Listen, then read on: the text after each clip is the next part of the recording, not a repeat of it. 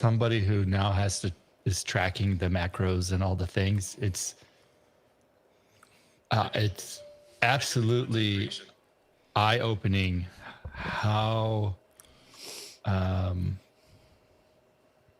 let's see how out of balance I can get. I didn't realize how little I was eating before. And this like here's where I'm at right now. Like this is not I'm at 347 calories of, like I'm not even close to getting close to my day, and it's 2. I'm gonna have to eat like a whole freaking chicken. That sounds way too familiar. I totally understand where you're coming from. It's hard, dude. It's insane the amount of food when you don't realize it. Especially when you're trying to eat correctly. Yes. And I just did not.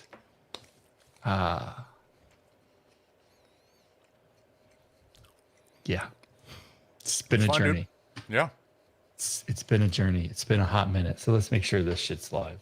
I mean, I think it's live. All right, it's live. God bless you. All right, boys, how you doing? Doing great, man.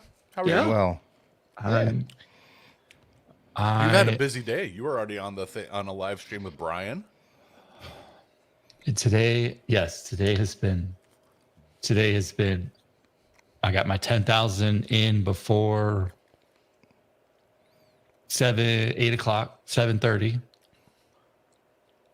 Off to weight loss clinic, live stream, shower, live stream, therapy. Yeah. Sponsor call. You guys, I haven't even started the work portion of the day yet. Sounds about right. It's a busy day. Busy Friday. Yeah, I had a workout this morning. Got a personal trainer that I go see twice a week now. Nice. Getting back at it. Yeah. Oh yeah. Yeah. Feels great. I don't want any of you to recognize me come July. That was my goal in January for next January, but hopefully come next January I'll have shed some pounds. It's the goal. Go. I'm gonna tell you right now. Go download Macro Factor. It's awesome. So good. Such a good app. Yeah, well, then what are you doing? No, I've started. Okay. It's good. Yeah, I don't actually, hear shit. yeah. Like, don't say I'm gonna start right now. Do it now. You're right. Yeah, no, we're going. Macro Factor's amazing. I used it, I don't know, last year or so when I was tracking stuff again. I mean, I've been heavy my entire life, when ups and downs, and I was probably, this is like 8-9 years ago at this point. I was killing it. I was in the gym. I was lower, stronger, and still heavy. I was like 290, I think, but I was strong. Not, and I really want to get back to that place, but we'll get there. I don't need to tell you all my story. Oh yeah, one stroke awake from death, being a vegetable. I already canceled my Monster subscription, like I told you. Cheers to water. Your what subscription? I had a Monster subscription from Amazon. Every 2 weeks, getting more of it coming in. Yeah, I'll go back to limiting. I knew I needed to. Like the caffeine. Not even addiction, just like your resilience, right? Like it builds up and builds up over time. And I kept having more and more because, well, you get used to it and you need more to do the same thing. And I needed a hard reset anyway. So, yeah, it'd be that time indeed. It'd be that time. I didn't even type that out. I know. So, Ellie, Colin, bet that's Rob, Max. Walter, Max, Adam. Good to have you here, Tegan. Good to see you. We'll set some ground rules. There are none because that's the way we roll. For those who are watching, this is your opportunity to network and meet one another and ask us random questions. Like we're just hanging out here on a Friday. So use the tools as they see fit. And I want to start. The reason I wanted to have you two on together is you all came to that conference in January and you left like fucking fire and started tearing ass. And I was so, I'll say, inspired to a level of like imposter syndrome that Wow. you two were just like doing all the shit. And so, one, I just want to say, nice job. Like, way to kind of like, that's the whole purpose of like, we get together, we get some fuel, we leave, we go conquer, kick some ass. Um, and so I want to kind of rewind back and go, I want to know like what was it? Where was it? How, like, what flipped for you to go, I'm all in. Like I'm all in. Like I'm drinking the Kool-Aid. Chris, take it. Yeah. I think what happened for me was dark mode. But it depends. Depends. It depends. If you're outside, it's got to be light mode, and I'm not hearing any shit about that because I want to That see is my true. screen because I'm old and my eyes don't work. It's true. I got a bright window next to me. I'm in light mode for most of the day. Yeah. Yeah. I hear you. No.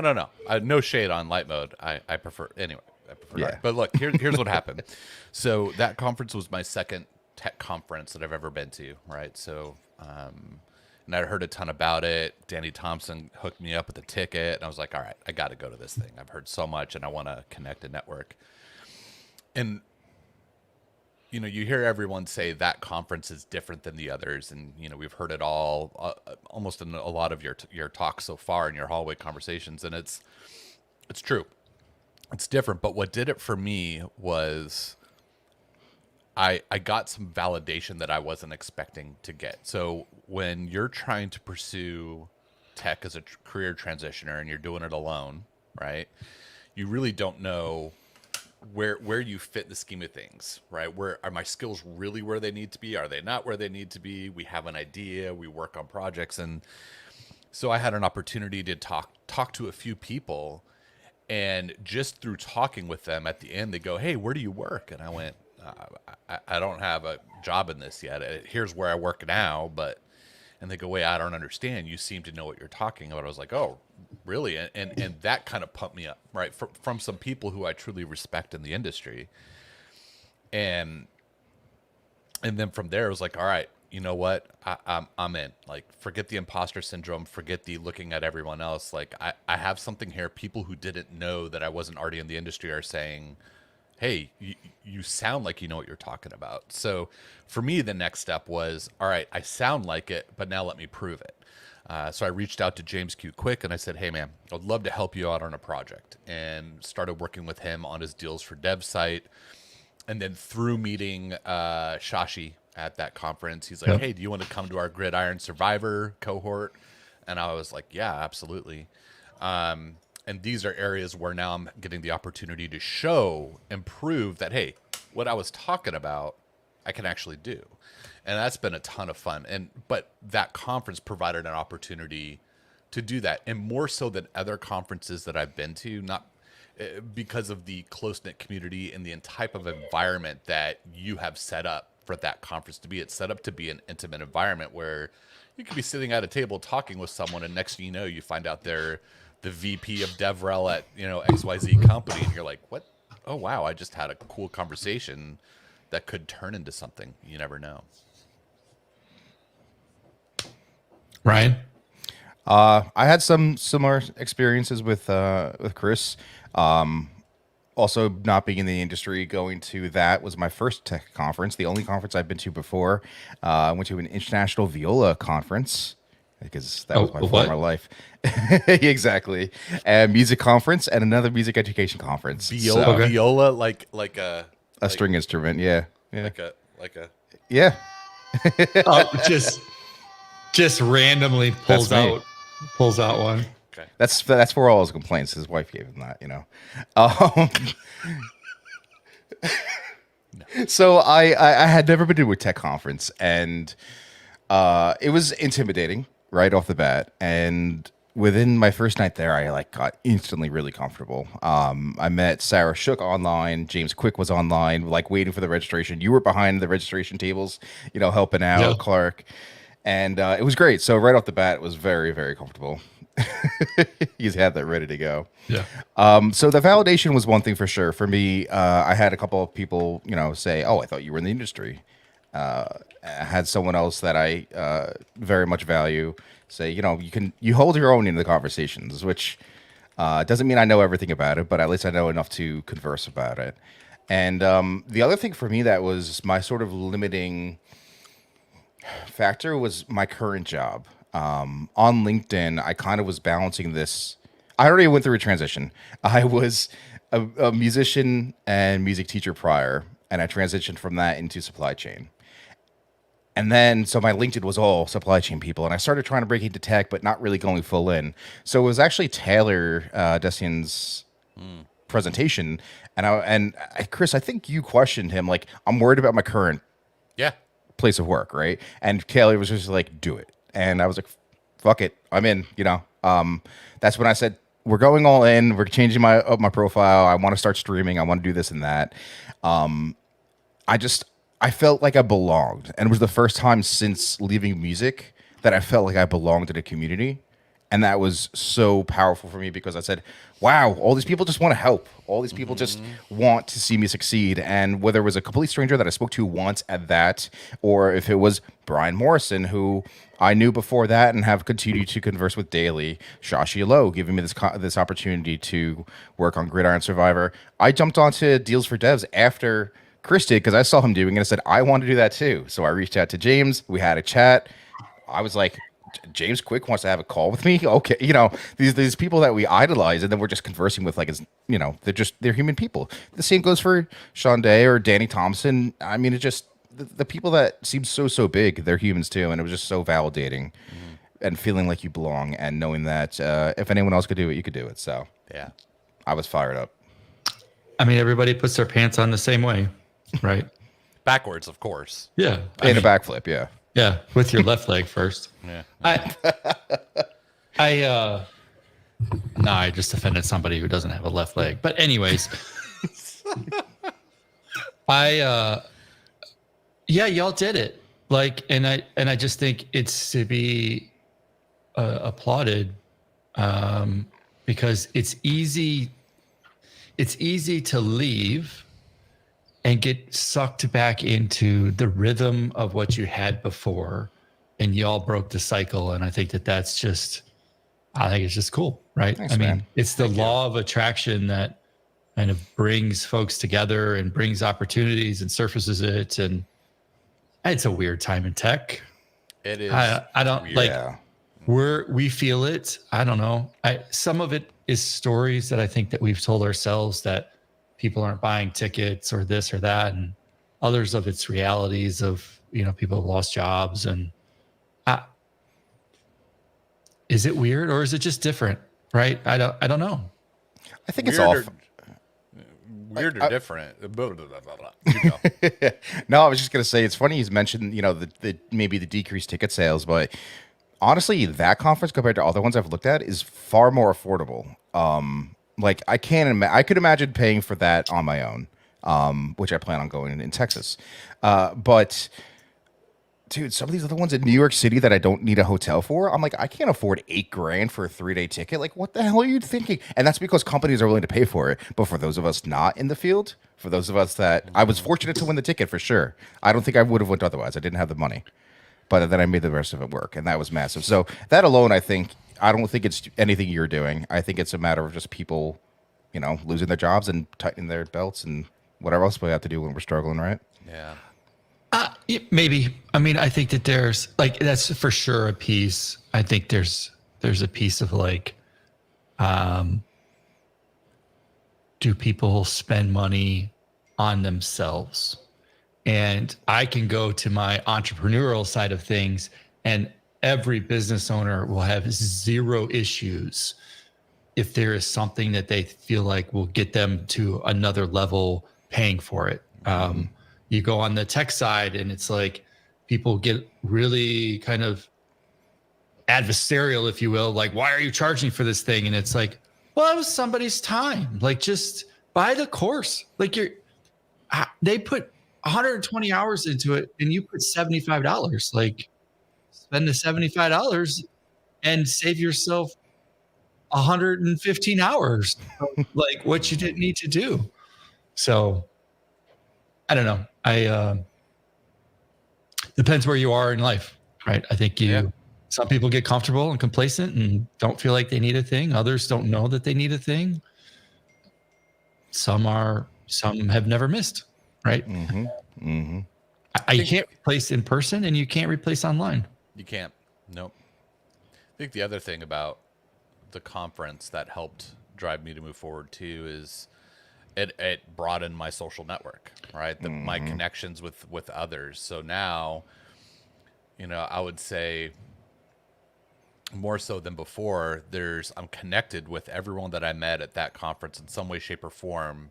And now I'm engaged in what they're posting and what they're doing and encouraging them. And that's right there. Like, that's the key word. Now you're engaged. Yeah. And that's going to be a reciprocal action on both parties, right? Yeah. Oh, yeah. I think it's important. Like, you can follow whatever you want online, but then you meet that person, you put, whether you're conversing via voice or video or not, like, meeting them in person is huge. And then you should really start caring about what they do even more. At least for me, I can't speak for everyone, but it does make me that much more engaged. And I want to see everyone succeed, right? Yeah, it is a great conference and a wonderful time. I think you're right. That disproportionately people in life want to see one another succeed. And it's, I don't know, just kind of being involved with one another. Yeah. And in all factors, right? Just life in general. I mean, how many people you walk in a grocery store and are looking at their fucking phone and you say hi to them and they're like, oh, what? Yeah. You want to, I don't know how to talk to people. And it's so funny because I feel that in myself sometimes, right? It depends like what I'm doing. But if I'm just in the grocery store, yeah, it's no big deal. If I'm paying attention to something I'm doing, maybe don't come up and say hi to me, like don't strike up a conversation if I'm clearly working on something. But those are just social context clues, right? Yeah. Yeah. Well, I think a lot of people too, they met so everyone, there's a few of us, like I'd seen Ellie posting on Twitter before and a few others, Sarah Shook. And she's right, hey, now we are IRL friends. Like we met in person. It's no longer this digital connection. Ellie is no longer a cartoon character. She has a face. Sweet. Hey, That's I all did Clark. that. Yep. I bullied her into that. I know. She'll never stop hearing about that. But like you just said, like, it's so, for me, it's so important. Like that thing seems so little, but the reality of having a good headshot, and I don't mean professional, I just mean like it looks like you. The vulnerability that puts down and invites other people to be part of is important, right? And when you hide your face, I don't know, like, yeah, really. Yeah. It's interesting you say that because I had Memoji as mine, and at least people recognize the color. They're like, "Oh yeah," and maybe my last name too. But not that I'm not the only one with a unique name. But having a face is invaluable when you go to meet those people in person. Yeah, and you're kind of build it up over time. Like you're in real life interaction when you haven't been a cartoon character. It's way more like you just kind of skip down the road, if you will. I mean, remember when we all had to take off masks and you were like, oh shit, I didn't think you looked like that, right? Oh yeah, because you filled in the space, right? Like we fill in how tall we think somebody is. For me, Jace Torres is 9 feet tall. I don't know. Yeah. Is he? I've never met him. I don't know. me neither. I'll Me meet him neither. soon. I know you and Ellie were talking about that last night. We Or were. yesterday. And Richard's point here, like, I have heard this comment so many times, and I've heard it more from men than women. I know there's some dudes who are like really kind of struggling on the inside and don't care to admit it.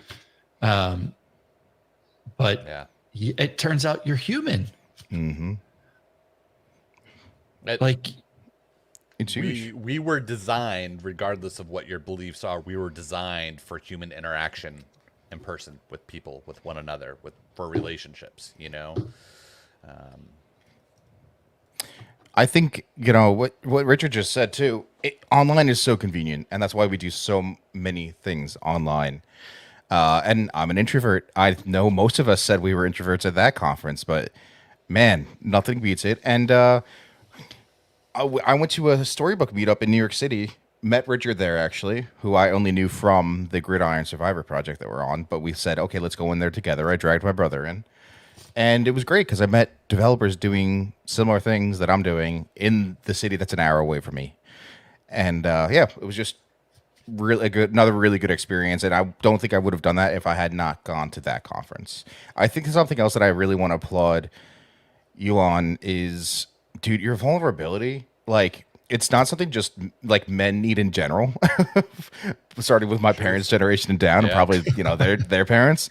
But it makes it so much easier for people to be vulnerable at that conference. And dude, I love it. Like, having gone through a lot of stuff in life and being in therapy for like the last, I don't know, 4 or 5 years, and continuing that, it's really refreshing seeing someone go up on stage and do that. Team therapy, man. I hear you. I'm telling you, it's going to get real because my therapist is going on for the keynote and she knows all the shit. Oh boy. Yeah. Did you give her a free reign? Like, all right, open up the door. Yeah. Yeah. That's Whatever. It's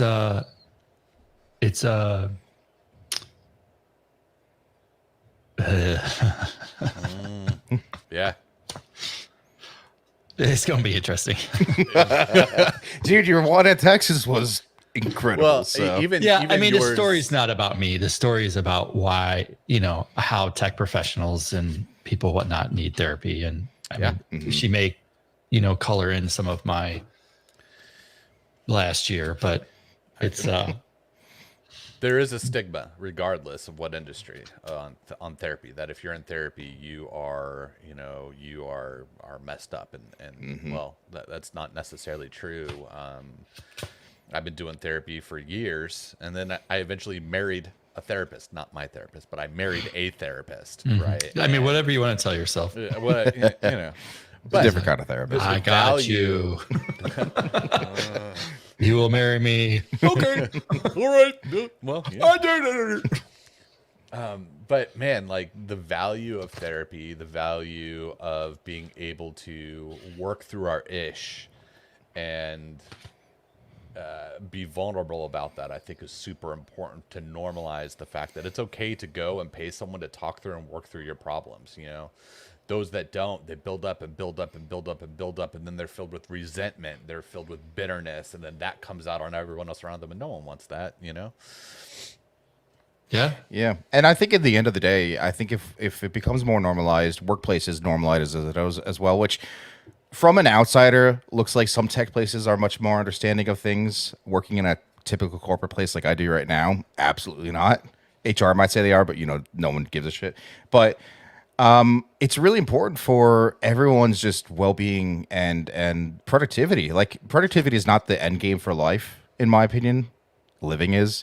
But dude, if you can't work through your stuff, if you can't be honest with yourself, is probably the biggest person, but anyone that, hey, I'm really struggling right now, I can't take on that extra project, I don't have the mental energy, physical energy, whatever it is, like depression is a real bitch. Like, and it just saps everything out of you. So if you can't share that, you're just going to keep getting bombarded, and it's going to get worse and worse.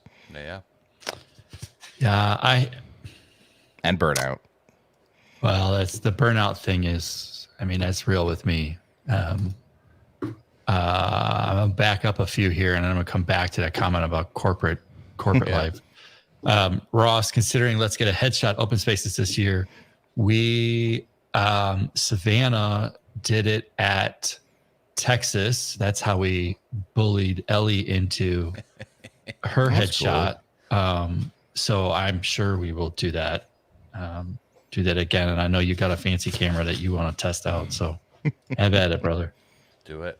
I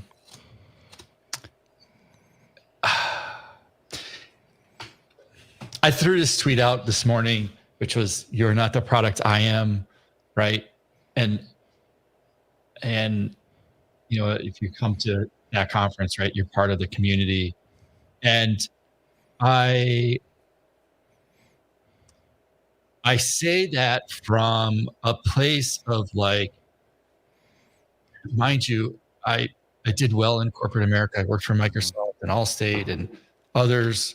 I've consulted back to them. I know the game.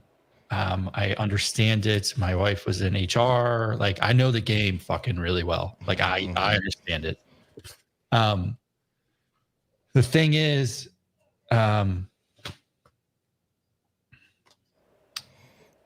there's a piece of like motive and what's trendy to say, right? And what we're doing and not doing. So to your point, Ryan, do they really care? No, I mean, maybe from a culture standpoint, sure, but you can't tell me like 130,000 person company, like that is a series of companies and cultures that exist in this conglomerate of company culture. And you could write the words on the wall, but does that mean that you live and embody them? That depends on who you work for. Like I had 5 or 6 different, roles, jobs inside of Microsoft, and they were all different, right? I had actually most of my managers almost all of them were fantastic human beings. I was lucky in that regards. But did I work 72-hour shifts? Yeah. Were those words written on the wall? No. And the smaller the company, like now I call myself micro company, and you have to live by that, right? Because your productivity, you kind of live or die by how people are doing day to day. Because if one person's not on their game, like it could be a quarter of the company, half the company, right? A fifth. So it's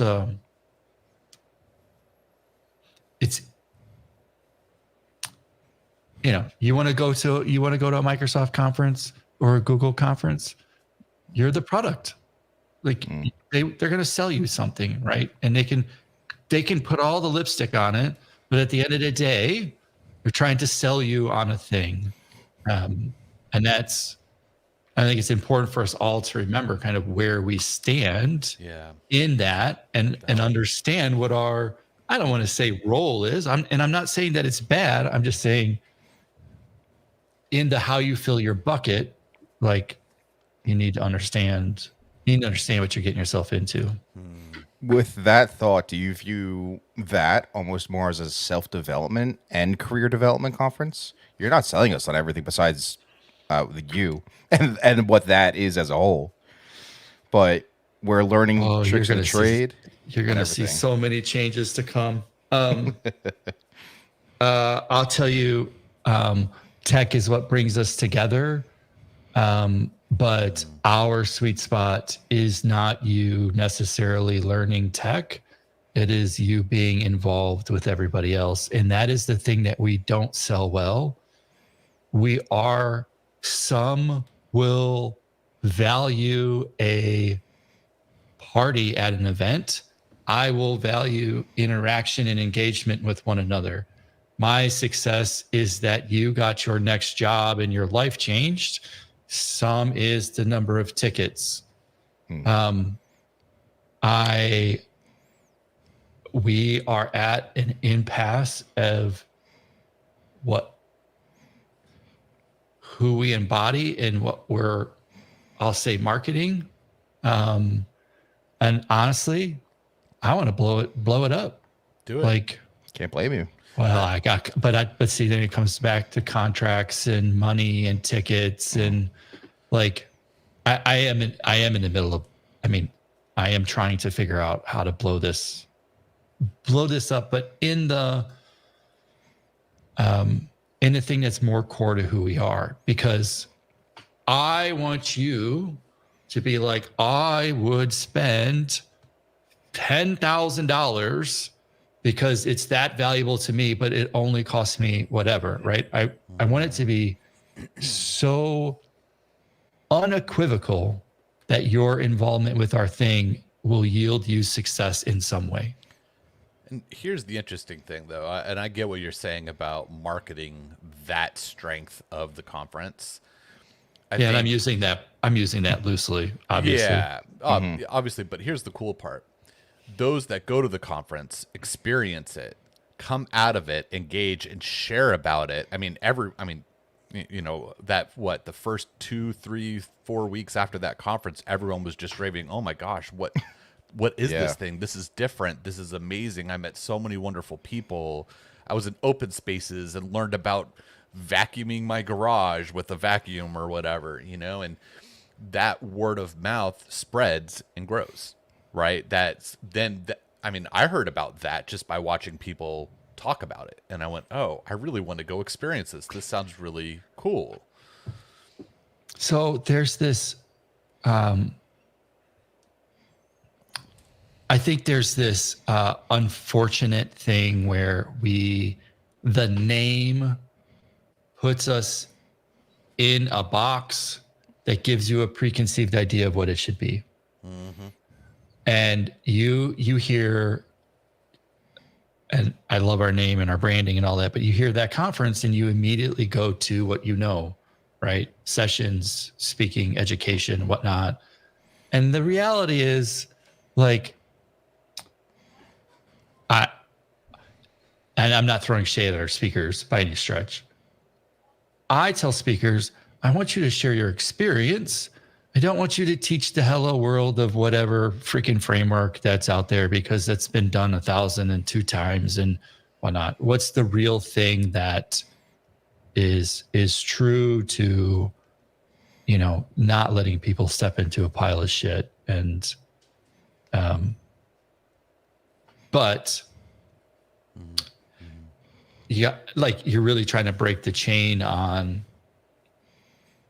a societal norm that is there. And that's tough. And what else do you call it? It's a conference. That's what it is. But it's more than your standard conference, right? Yes. I hope so. I think so. I hope that's the case. I mean, you got people, down there, Dominique, Ellie, Jason, all these people are saying, yeah, no, it is that. It is, we, the attendees, become advocates because it's touched our lives in some way, shape, or form. Yeah, you got free advertising because we all loved it. Yeah, we'll keep telling people because we're short on tickets right now. And I didn't say I have far reach. I just said I'll talk about it. Like, I got it. My mama knows it well. My brother hasn't heard me shut up about it. So everybody's asking Chris, what is that? And he's like, I don't know what you're talking about. He's like, your hat. Oh, my hat. I've actually had people go, hey, it's that guy.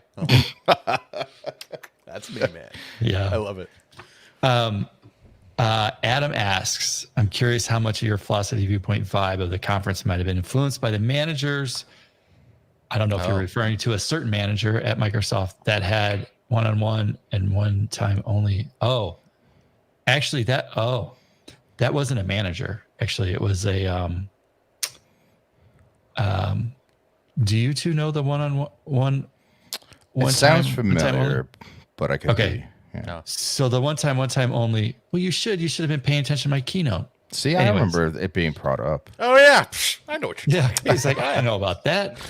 No, this was it was my first week at Microsoft. So my wife and I were having I don't want to say troubles, but turns out getting pregnant isn't as easy as you think it is. Yes, I remember this now. Mm-hmm. Since I started a story, we'll finish it for everybody.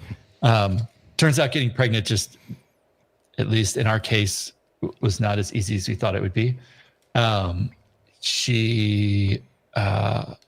got a job at Microsoft. I had to be in Seattle for my first week to get the badge and the chip put into my neck and all the things.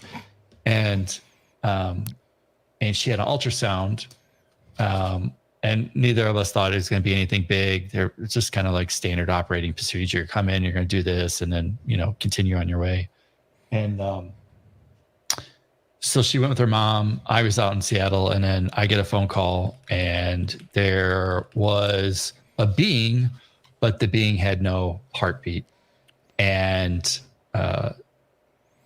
I, 2,500 miles away, was unable to be there as a person that I should have been.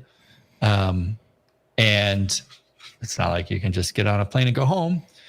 So I was visibly shaken at the time. And one of my colleagues, or who was to be my colleague, I guess I just joined, so became colleague, had said, man, you really fucked up. Like, there are things you can do one time and one time only, and things you can do one time, anytime.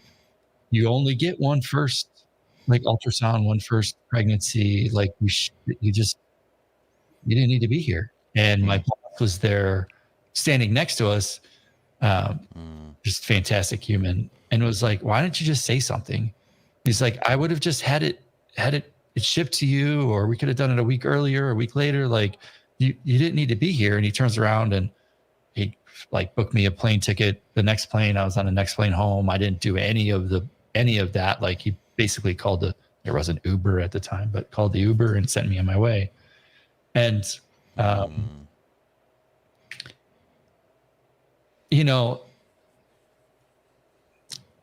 mean, Tegan, was I touched by that? Of course. Like, there's every day I think about that. The story ends, everything's fine. My child's now 18. I'm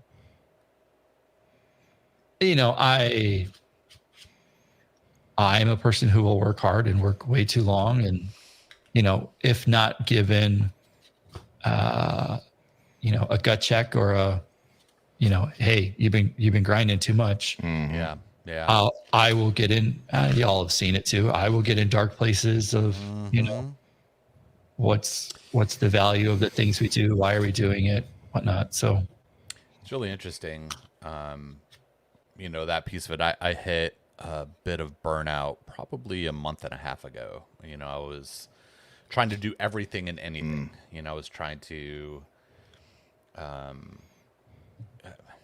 wrote a blog post about it, but it's this, I was operating out of a place of fear. If I didn't respond to that one tweet, then I'm not going to get discovered and get the job. If I don't participate in that project, then I'm going to miss out on an opportunity that's going to connect me to that next job. And it was all out of fear.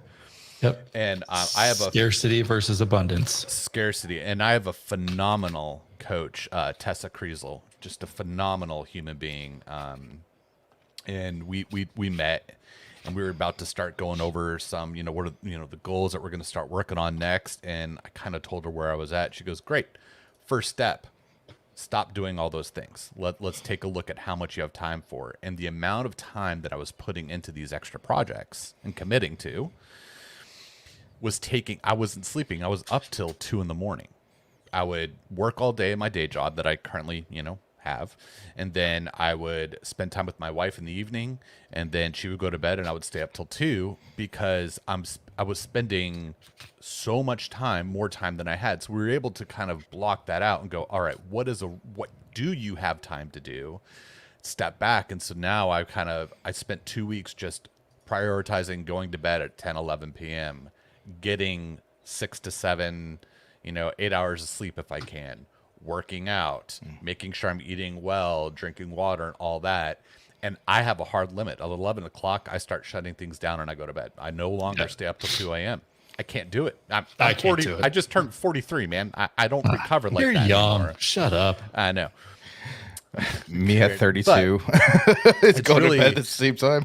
It really, and Ross said, saying no can be a liberating. It is a liberating experience. And when I stopped operating out of fear, I actually became more productive. I found myself going, you know what, the things that I'm going to do and post and respond to, and the projects that I'm going to work on are going to have a meaning.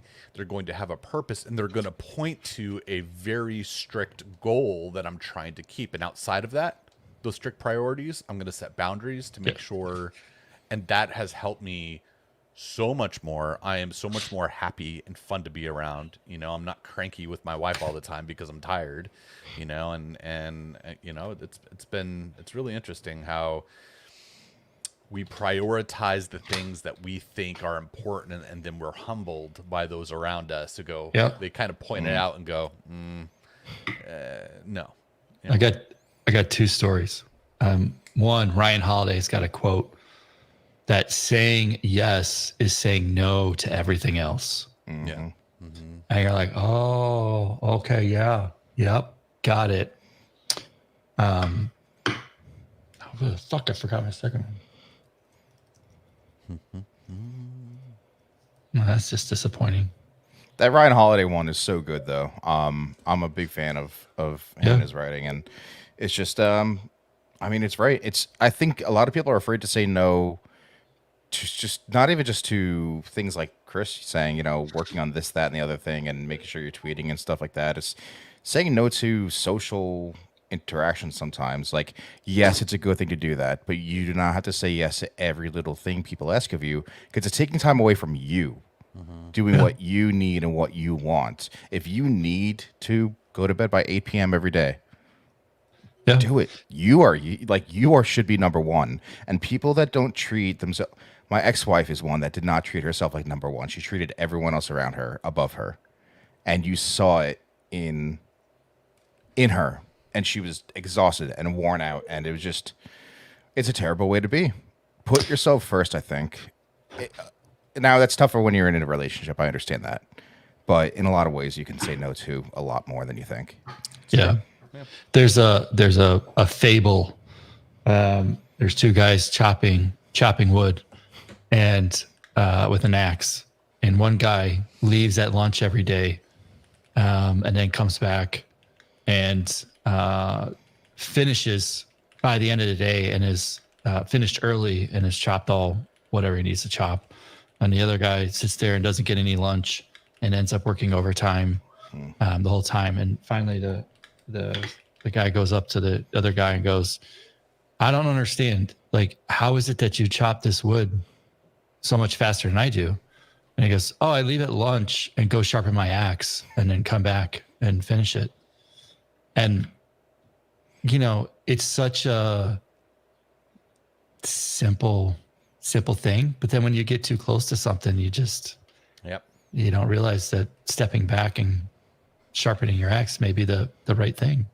Stepping back, sharpening your axe, and then making sure that you don't let the fear of letting other people down get in the way of going out to sharpen that axe. Like, oh, what are people going to think of me? Are they going to think I'm slacking off? Are they going to, you know, screw what other people think? Do what's best for you. Do what's best for the goals and your priorities that are driving you forward. Yeah. I mean, I sit in a place where I often feel like I'm letting everybody down in some way with the conference, and not a healthy place. But a place.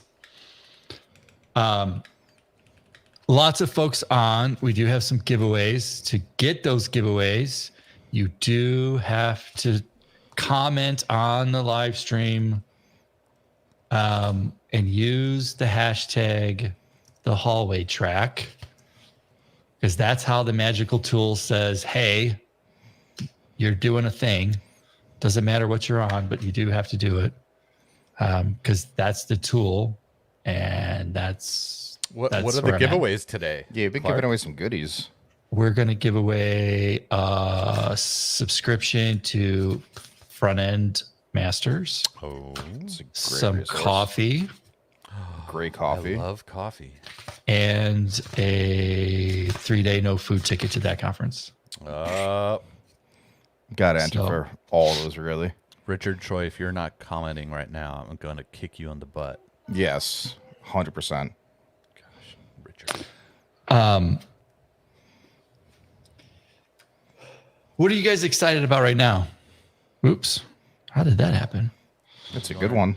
That is a good It bared one. repeating. Yeah. Yeah, yeah. Yeah, I'm not sure what key command I hit to. Oh, there is a shortcut for those things. It wasn't that one. I swear to you, my face did not hit the keyboard. So what are you guys excited about? Like what's really got you fired up? Let's see. Well, right now I am super stoked on just the team at Gridiron Survivor with Shashi's cohort. I think that has been for the past, I think 2 months we kind of started up. And since our first 2 sprints, I think the team has gotten a good rhythm. We're communicating well with one another. We're learning about unit testing and, merge conflicts and all that fun stuff. But seeing this move forward and continuing to build and seeing the app building behind the scenes as we're all working on it, that has got me pretty stoked. It's just been a fun project to be a part of. Really great people. Shashi is he's grinding us, but in a good way. He's a good dude. Yeah. That's got me. That's kind of where my stoke has been recently. I'm stoked. Yeah. I gotta say the same about Gridiron. It's been really good to see. I was part of 2 cohorts at once. Danny Thompson's with Dallas Software Devs, and this never again. If you don't work, you could do it. I'm working a full-time job. No. Teacher's pet. Nah. But yeah, I mimic everything that Chris said. I'm also in relative to what we were just talking about, and putting your energy in the right places and everything. I am working on developing a website for a local meetup group, I should say. It's a tech group, so they just kind of said, hey, we want to do a website, let's make it open source. And someone that I met at the Storybook meetup reached out to me, and she said, wait, your portfolio is made with Astro and Tailwind. That's what we're using for our new site. Do you want to jump in? So those 2 projects are kind of my primary focus right now. That's got me stoked, and just like I feel like I'm in a really good place personally. I've got like a good rhythm about me. I've got a good schedule going, and it's been really, really refreshing. Well, I would disagree with you because I asked for a gigantic airplane to be ordered from your employer. Fair enough. And I would like to see it delivered. And it's not here. And I need to order paint so that we can brand it. Contracts should have reached out to you. Oh, yes, That's not my job yet. They have not done that. And I am waiting. Get on it, Ryan. Leaving a bad name out there. Yeah, I mean, the flat gray, I'm cool with, but I gotta put my trees on it. Gotta put your red trees. I started working on the outline. I had the rough outline for my talk at that conference this summer, but I'm starting to really dive into the details of it. I'm getting ready for a first draft to send to you all to help me work through. But I'm really excited to speak, especially after some of the things I've been going through this year since that conference, trying to figure out, what works for me, what doesn't work for me when it comes to productivity, the questions we should be asking ourselves, not on the tools, but on the mindset. I just love that we had that conversation, and the end result was not at all what you were expecting. No. And I just love, not in a bad way. I don't want people to think like, oh, you shit all over it. It's like, the gates opened and you were like, oh, I got it. That's exciting. Yeah. Well, you told me when I talked with you, I said, hey, I want to speak. And you said, hey, you can reach out at any time.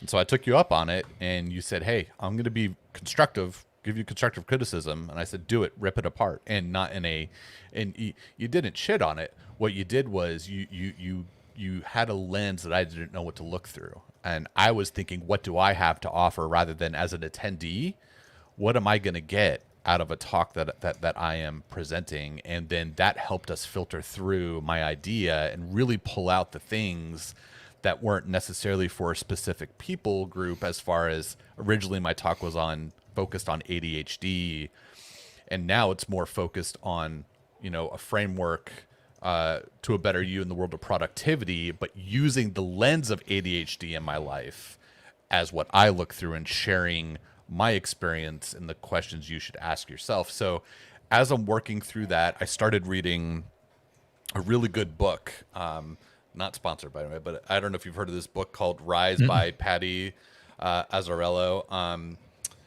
It is phenomenal. And there's some things I'm getting out of this book that are really going to apply to my talk. And, one of the things we talked about, Clark, was there's, so many seconds in a day, hours in a year, days in a year, all that sort of stuff. And really the reality is everyone tries to do 100% when they could do 80% and well, rather than 100% semi-okay. And then the 20% that falls off, it's okay.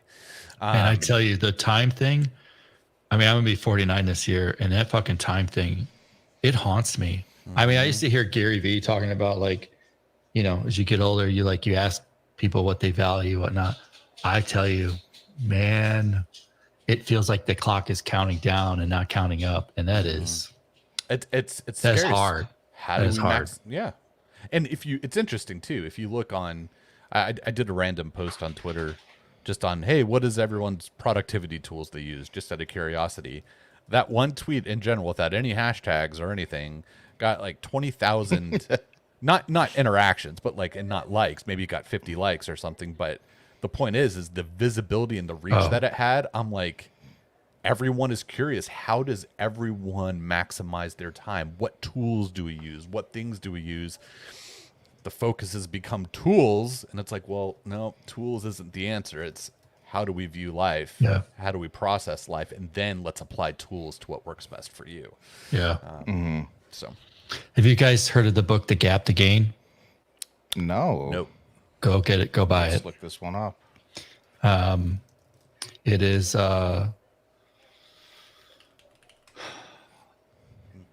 is a mindset of how you're living or how you're thinking about something. To give an example, I'll use my weight loss as an example. I got into I used to be around 200 pounds, got in an accident, whatnot, gained a bunch of weight. I managed to get up to 288. I've just been, for a long time have been like, I'm not at 200. Right. And that was very much kind of living in a gap, is like, I'm not there. And, but then if I looked at the scale and I kind of zoomed in a little bit, I could see, I've actually lost, 15 pounds instead of I'm 88 pounds away from what I was. And so that's living in a gain. Is like, it's easier to look backwards a little bit and say, I've done this. I'm getting there. That conference is a good example. The last 4 years, I've kind of been in the gap of like, we haven't gotten back to where our numbers were, versus we went from 1,800 people to 0 to 400 to 600 to where we're, coming back out of, because the world did get reset on us, and it has been starting all over again. Yeah, But I fantastic can't imagine book. what that was. I'm doing the audio book on it. It's so far there's been some yep, gotta change that mindset. Apparently, I get the audiobook for free. So click. Nice. Oh, there you go. I will grab it on my Kindle because I cannot do audiobooks. Speaking of things that stick with you, though, I wanted to mention something that you said at that conference in January, that since that I have pinned on I use Raycast and they've got like floating notes. I've got it pinned there, and I think about it every day when I'm helping someone. You said, we're not allowed to solve anyone's problem. We're allowed to share our experiences. Yep. That has stuck. Seriously, like, I'm not just blowing smoke. That has stuck with me, and I think about it whenever I go to help someone, because it's just that was a huge mindset change for me. So thank you for that, and I just wanted to let everyone else hear it because it was stupendous. Yeah, I mean, I got that from this entrepreneurial group that I'm part of, and that is our thing as business owners, that we are absolutely not allowed to solve anybody's problem.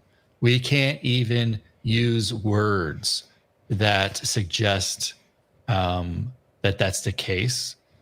So like, you should do this, do that. Like, it's just frowned upon. Like, it's so ingrained into the chapter. But it also, the inverse of it is, it also makes you have to think about your experiences and how they're relevant to somebody else that could give them value. And so, as somebody who's now been doing it for years, I mean, it's really easy for me to go, "Hey, Chris, you should be using Svelte Kit, right?" That's not helpful. It's not helpful at all. But I can spend a live stream this morning talking about why we built the stack the way we did and how it's worked for us. And he may get 4 or 5 things out of that versus the, hey, you just told me to use FeltKit. And it's I don't know. I've obviously I'm big on it, so I have a bias. It has so much fine. more impact. It's also like it's similar to telling people why you suggest something, but not explicitly telling them. You know, like I could tell you, like, oh, you know, you should use these headphones because they sound really good. That's telling you a very, you know, that's my opinion on something. But dude, just sharing your experience, telling them what it solved for you. In the case of Spellkit, you know, just that right there is great. But seriously, Spellkit is great. Okay, but here's what you don't realize, and I'm gonna call him out because I've been waiting for him to do it. Tegan just changed his profile picture. I noticed. I noticed. Oh, look at that. Props. Would you look at We're just one profile picture away from greatness. it's true. You just keep moving that goalpost, right? Well, that's the gap. Is you just keep moving the goalpost, and you'll never reach it because it starts to come in focus, and then you just make it bigger. Clark, what are you looking forward to right now? I think I heard I'm sure you know, that's something that's asked on a lot, but what's something you're looking forward to other than that? That's a heavy question. I'm gonna answer this in a few different ways. I near short term, daughter's high school team is doing really well in soccer, and they play super sectionals tomorrow, and they have all the ability to win it and go on to state. And I think exciting. that's Nice. yeah. And this is a team who has they've had to go through some injuries. Like they were at super sectionals last year. One of the girls tore their ACL a couple of games before, and they won their conference championship 4 years in a row. Like it just feels like everything's clicking, and I don't want to project anything to that, but it is such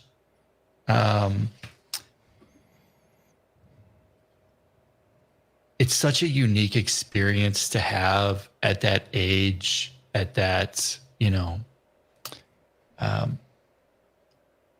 point in your life. I really hope it happens for him. Like, and even if it doesn't, like, I think the road that they got there is a fantastic one.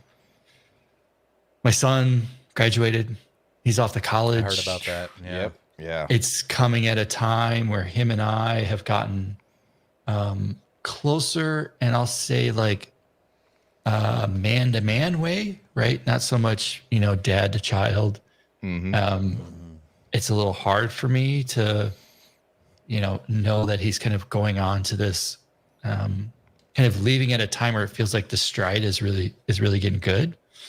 But like I couldn't be more.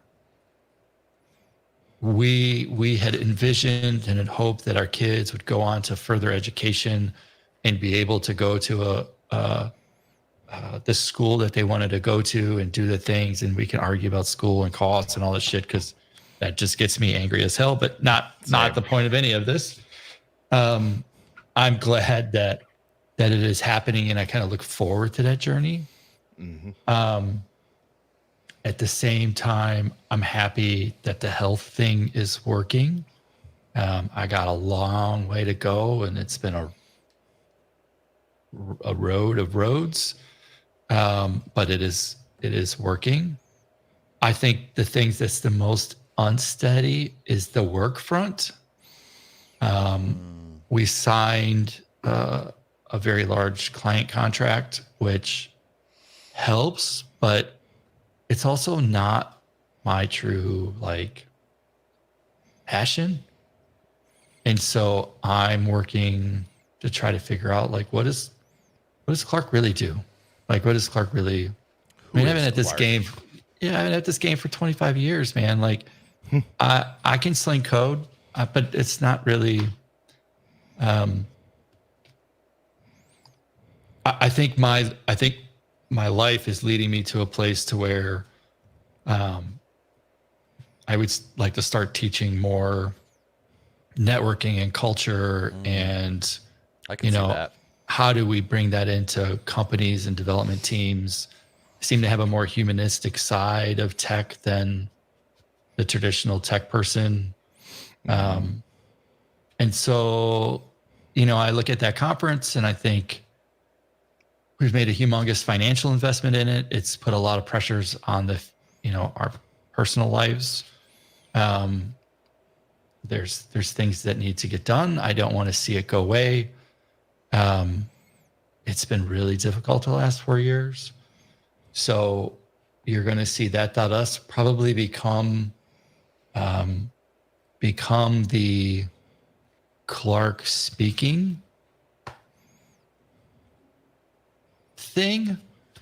And That's a good name. yeah, I don't know another. It embodies what it's about, right? So Just call it this. I would love to, but they won't sell me the domain. And I think that conference needs to go through a bit of an evolutionary like place to where it's it needs to be financially stable, which means tickets, venue. We've got problems with fucking the Texas venue and contracts. Like, I don't know. Like it just needs to get to a point of stability that it is not. And that part is consuming myself and Carrie in an unhealthy way, if you will. So I'll quote my therapist this morning. If you think if you had a farm, right, and the farm was growing and it was doing well and everything, and then a tornado came through and it just kind of ripped everything to part. Right? That was the pandemic for us, right? It took what was, almost $1 million business and threw it into the fucking tank. And we invested, lots of real serious money to build a platform and try to put us in a place where we could, continue on in a new, better way. Sure. Yeah. Didn't fire, we had just hired our first set of people in 2019, kept them on, unfortunately, too long. Brett's great. Like, he knows all of this. And, so the tornado leaves and then you're left standing there going, okay, what am I doing? Right. How do we rebuild? And that's a bit of where Carrie and I are. Like, I think what we do is great, but the tickets aren't, it's not that we haven't been selling things, but, they're not where I need them to be.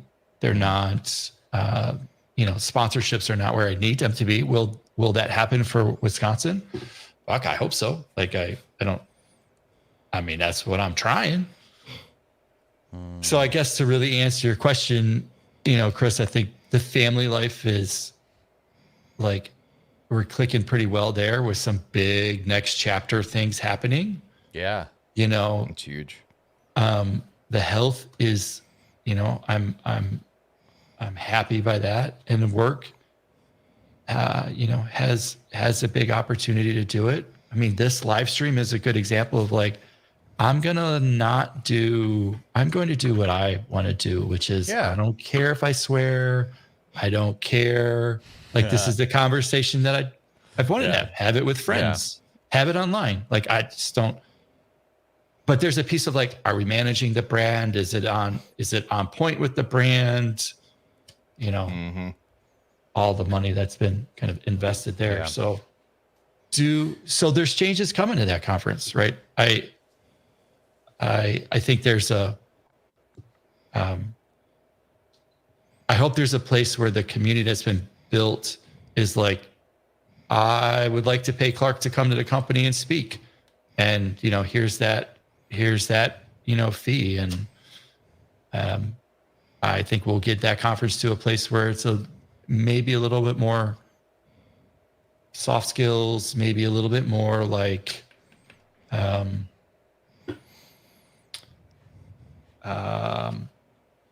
accountability group, like where you're like, okay, like I've got skin in the game.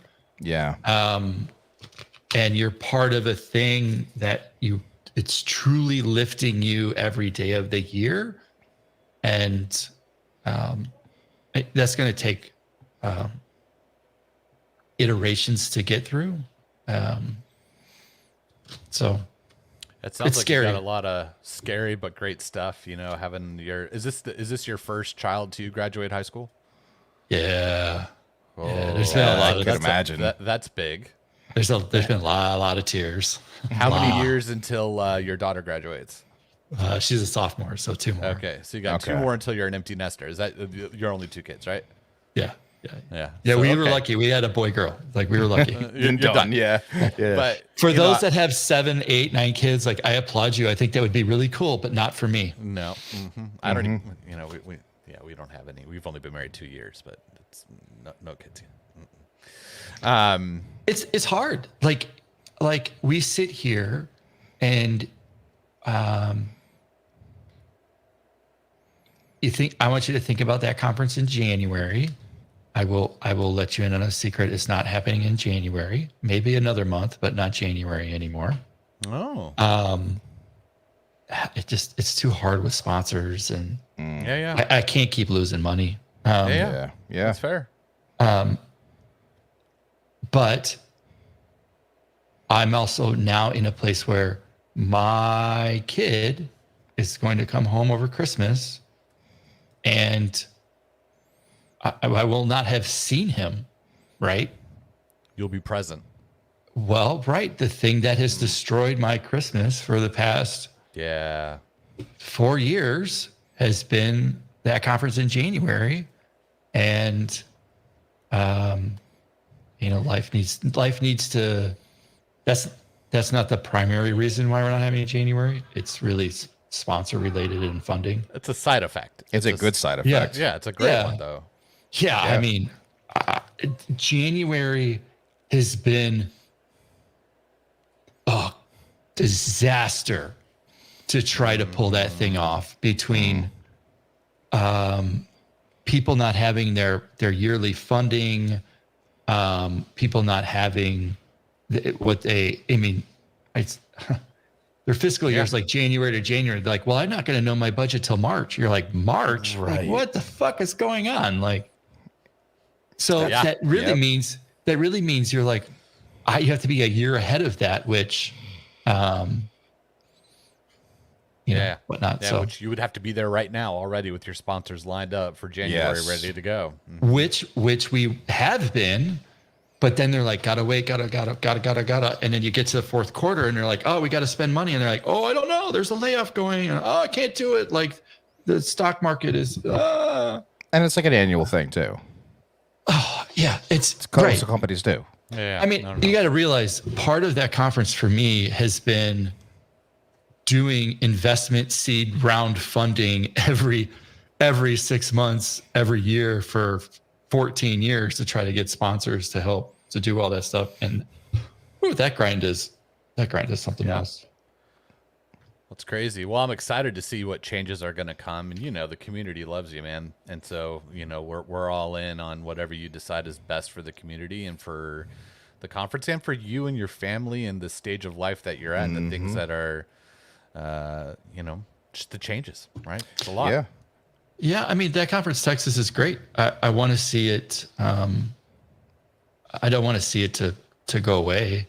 I think we just have to figure out a Kalahari's, you get their shit together. That's a bit of a problem. That'd be nice. whatever. I'll leave all that kind of Yeah. crap out of it. But Yep.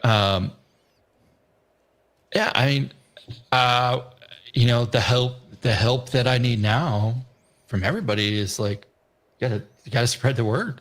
Like if you want community events to exist, you have to realize that there is not a gigantic conglomerate of people who are selling these things. It is a few individuals who are trying to make that happen, and everybody who is involved in it plays a crucial role of advertising or culture of involvement, engagement. I could say whatever the fuck I want on stage, but the reality is you all have to embody what you want it to be. Right, Chris, you're going to see that Wisconsin is not like Texas by any stretch. Yeah, they got the same logos, but they're not the same. It's different. They're different. They're different animals. And, but I do really want to impart on everybody, like it's kind of like the small business, like support local, right? Yes. Like, yeah. Support local. Like, hey, we need it. Hey, Support your I'm local not good at marketing. I named a conference that conference. That works out well for SEO. I think, I wanted to bring this up, so I'm glad you grabbed it. I mean, I don't want anybody to take that like it's going away. That's not the case. I don't think there's a place in my life that doesn't involve community at all. I mean, the work that I've done with said therapist has said,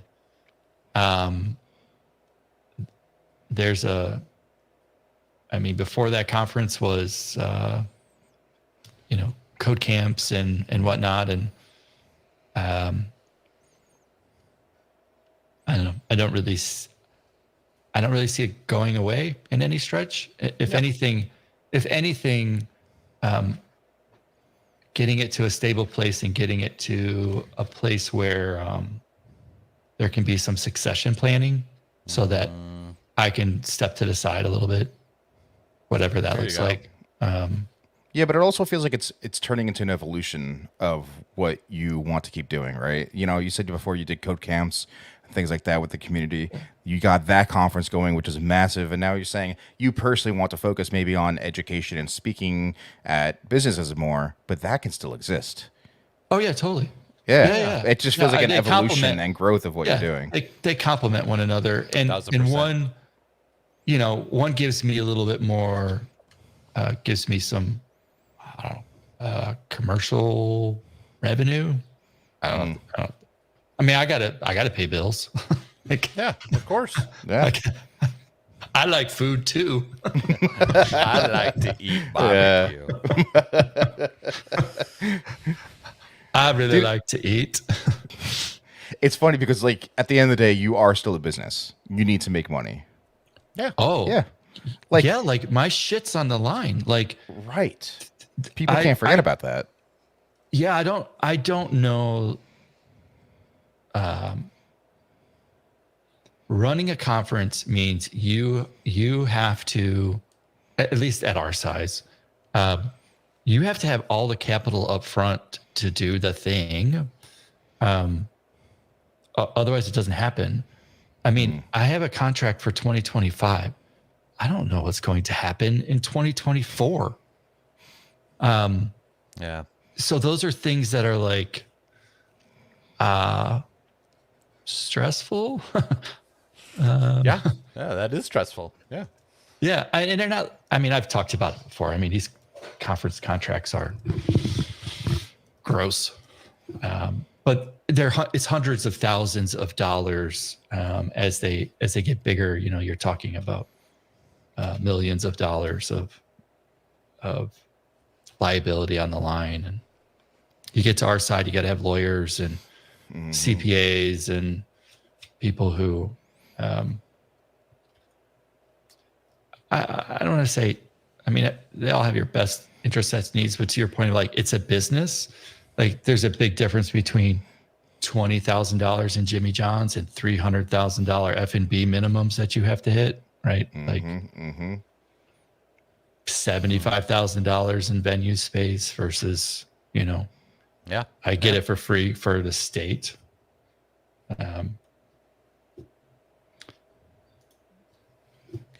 Can I share success stories? Yeah, I'm talking to two of them. You're looking at it, buddy. Come on, Utah. I mean, literally talking to two of them. And you spoke to Brian earlier today. Yeah, I mean, it's somebody like JD. I don't remember the kid's name. It was Caleb Jenkins' kid. Oh, okay. Yes. So JD runs into him at ViewConf, right? Here's a kid who was going to, I say kid, he's like 20. Yeah. Who was like, I don't know if I want to be in tech anymore, meets all of us. He's like, yeah, it's fucking cool. I want to do it. Next thing you know, JD's meeting him, re-engage with him at ViewConf, right? You two leave the conference, you're streaming, you're doing your thing. You're not even in tech. Like, to me, like that's like bingo. Like that's happening. I mean, a lot of people have their own stories that they don't share. Yep. I mean, Taylor's pretty open about his things. Mm-hmm. Yeah. I want to ask what, you a what do question. you guys think? Like, what do you think's their success? And then you can ask. What was that? What success stories would you share from Texas? From Texas. Man, number one, increasing my network for sure. That's probably the biggest It's an thing. obvious one. Yeah, it's definitely an obvious one. I mean, I'll tell you when I get a job, and I guarantee you that will have come from that in some way, shape, or form. Yeah, I got a number of people have hit me up in that regard. I would say, outside of the, our networks grow, and I think the success story of that in itself, not necessarily of myself or not necessarily of Ryan, is the friendships and the communities and sub-communities that have developed from that conference and the relationships that have been fostered and grown and continued on past the conference. Now, because of that, you have a community that's engaged and that continues on without a venue every single day on Twitter, on Discord. And that is the success story of that, I think, over an evolution of many, many, many, many years, right? You've built up a community. And so, and that's, I think that's great, man. I think that's a wonderful success because that's what you love. And if you, Clark, or, you say, we hear you talk at that conference and here and all these live streams, you say, you are passionate about communities. Well, it's obvious because you fostered a community that continues to thrive outside of a venue Afterwards, and I think that's great. What's Jason saying? I don't mean as He going away, doesn't know what evolving he's- or moving to other things. What do you see? I'm sure you've envisioned what one looks like without the other. This was him asking about what did your life look like without that conference? Great question. Next question. Bob asks. He's 12 weeks in. What does that mean? It means nothing. Nothing. Nothing. It does not stand for anything. It is a registered trademark. The whole naming came about as like not wanting the brand to be above the people, but letting the people stand for what it is, and abstract name. And of course, I love abstract names, so we named our other company what? Unspecified. Mm-hmm. Yeah. That didn't. I mean, it's a fun name, but it didn't really work out well. Yep, Ross been involved a long time. Oh, I mean, I'll tell Ross a story because we've already told it publicly, but Ross was working at a place where somebody may have come into the office and decided to use a firearm. And I happen to be very connected in a community. And so obviously everybody scrambled. A couple people were shot. And I had a lot of people asking me if they knew if Ross was all right. And what's one thing that I collect on all of you? Your emergency contact, which meant I had his wife's phone number because Ross wasn't answering the phone. And I was able to get a hold of his wife and kind of get the laydown and then go tell the community, like, Ross is cool, like, and this is how we can support them and the family, whatnot. So Wow, there's actually that's crazy. there's a live stream from last Wisconsin, I think it was, where we talked about that whole story up on YouTube. Yeah, I gotta go watch that somewhere. Yeah. Yeah, the real connections. Yeah, man, absolutely. 100%. Yeah, like Jason was said, we both met Shashi, which has led to our current Gridiron Survivor. Right? Yeah. Yeah. Yeah. What Shashi advice thought did my you- name was Tyler. Yeah. Hey, everybody thinks my name's Chris. So Or works Clark, out well. according to my Or Twitter Clerk earlier. Yeah. Clerk Cell. Which would be great if I worked for Clerk and I was a salesperson. Exactly I know, right. right? What advice would you give first-time attendees to maximize their experience? Oh, gosh. I So mean, many things. I asked you this on our call before Austin's conference. Yeah. I would say this: the community starts before the conference. We have so many things that are already in place, like Meet That Camper, where you can get email introduction to somebody randomly that's going to the conference. You have the choice, like Ryan and I did, you have the choice to go schedule a time to talk and get to know one another. That leads you into a place where you're already rolling with people you know. So you're not walking in kind of alone. You know somebody. You get involved in things like this and you meet the people who are there and are coming. You get in the Slack or the Discord and you start talking to people. You go in with the mindset of everybody's kind of got open arms and I'm going to go sit at a different table every time. I'm going to come in scared and I'm going to leave exhausted. And then you do the things that are there, right? I try to kind of coach you through the marathon, through the time that we are together.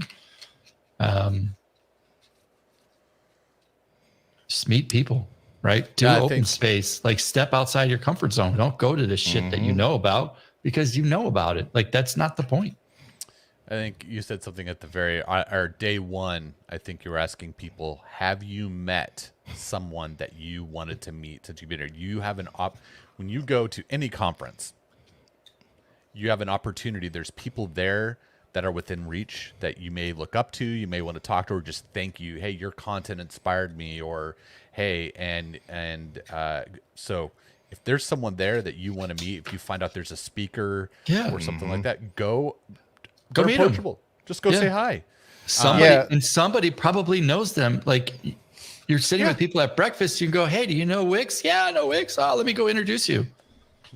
Yeah. I mean, I know some conferences are different apparently, but at that conference, the speakers are not separate from the attendees. No, we do not do that. Everyone's in one big room. It's the way to go, I think. Ellie, we saw sit with random people at breakfast. What the hell was I going to say? Stay the entire time if you can. Don't leave early. Go early. Stay late. You're going to sacrifice sleep. Stay hydrated. Yes. Drink water. Lots of water. Have little snacks on you, you know.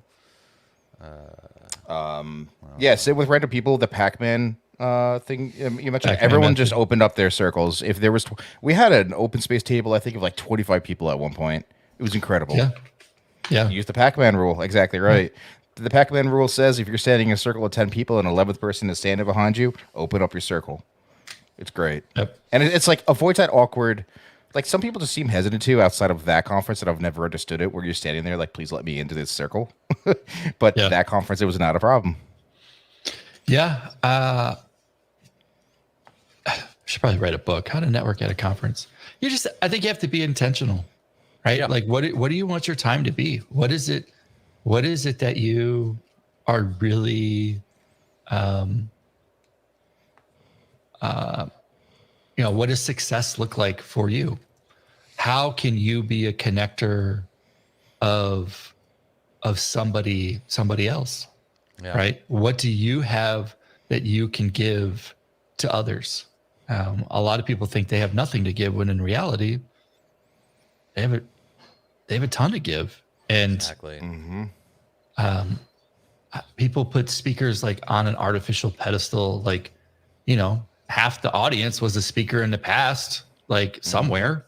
So just because they, you know, don't have a badge that says a speaker doesn't mean they're any less value in any way.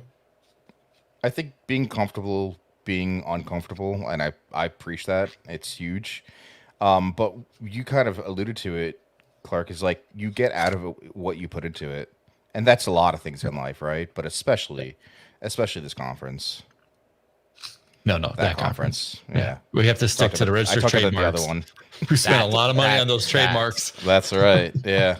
We cannot deviate from that. There are a few words that we're not allowed to use for fear of other trademark issues and legalities that I don't need to get sued for. We're only talking about that conference. Always and That's forever. right. I really screwed up because all the other ones were free at that time. I should have bought them all. But hey, it's your last chance. Go out there, leave a comment, leave the hashtag the hallway track. Let's how do I do this? Present. Doing some Screen. giveaways. Let's do it. What kind of coffee are you giving away? Which one? I know you have 2 roasts. Probably the campfire. Nice. Campfire's good. Yeah. Funny. I brewed it and gave my wife a sip of coffee. She didn't know what coffee beans I used. She goes, kind of smells like a campfire. I'm like, that's right. Yeah, it's a little, it's earthy. A good one. I like it. It has an oaky afterbirth. Well, Classic. you had me until you said afterbirth, so that's awkward. It's from the office, the dinner party. All right, I'll have to go catch it. All right, I'm telling you, 200 folks are watching this thing, which And only 11. I'm just floored that so many people would be on watching. So I think that's like, That's love you all for being here. Yeah, once I get that coffee out in the mail, you'll get it. Don't worry, it's right over there. Fun fact: I haven't even opened up the pictures. It's sort of lie from Texas. Oh, really? I know Linda Cat was asking about that. Yeah. I haven't opened. I opened up one package and it was so disappointing because there's like black. Oh. I'm like, oh, people don't know how to take pictures with actual cameras. A lot of people were probably born when those phased out. Yeah. Yeah. So I haven't done it yet. We're gonna do it live. I have to get everybody Nice. together. And, Oh, I'm excited Nice. for that. um, Excited for that. let's see.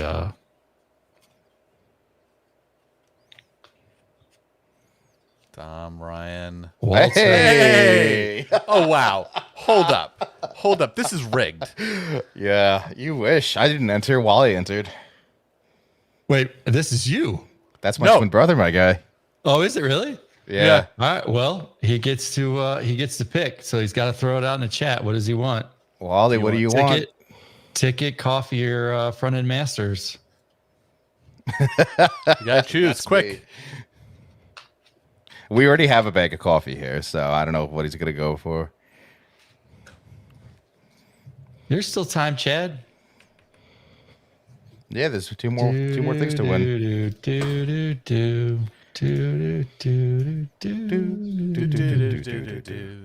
Dude, that's wild. That I promise it's not rigged. Just It's just- Wisconsin. I think we could add music to StreamYard. Yeah, I mean, of course we could. I mean, Well, I could we'll do a have lot to- of things like edit it, and I'm not going to do that. No, I'm saying we need the No. Jeopardy theme. Oh, we're singing it. It's our own rendition. That's fine. Front end Front end masters. There All right, you Walter. go. Nice, DM me, and I will send you a link. That means we have coffee on the table and a ticket. Whoa! Chad Look at sliding that it- picture right there. I love that. Oh my Look at that God. profile. sliding in at the last minute. All right, Chad. What do you want? The world is your ticket oyster. or coffee. You either get caffeinated so you're uber productive and tired the next day, or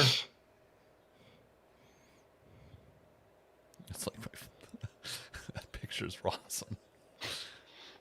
Like it's like every Friday deployment picture. Were you guys on the live stream this morning with Brian? Yeah, I was, it was yeah. good. Yeah. Yeah, what did you Impressive. think? Surprised? You Yeah. were flexing your dev skills with that. Yeah. And not like purposefully, but showing that was like, holy crap, this guy is talented. There's a lot there. Like It's insane. Yeah. It's insane. It was awesome. It was eye opening to all the tech behind the website for the conference. It's awesome. it's a cool stack. Like we've really enjoyed Brett's been instrumental in it as well. And it's super cool. Chad, do you want the coffee or a ticket? You got to choose. Yeah, your kid is cool. Your But, kid's like- cool, but we want to like know he's his grown choice. up now. Prize, yeah. Yeah, like let's get with it, Chad. He's 8. Great. By Got now he's it. graduated high Right. school. He's already off to college. We waited so long. Jeez. This guy.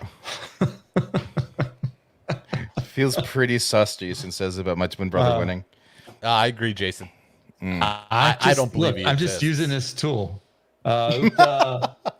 Yes, we will do another raffle next week. And next week, who do we got on? While we're waiting for Chad, who's trying to find his Ticket. 8-year-old. If I can gift it, I can't go this year. Oh. Well then, no. You get coffee. Yeah, coffee. Because we're gifting it here. Yeah. Can't gift the gifts. This isn't like a white elephant gift. Let's see. Who do we have on next week? Next week, my man Taylor.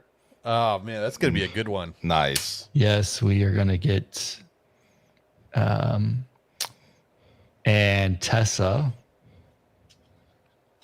Solid human being. Very good. Yep. Solid human being. Yes.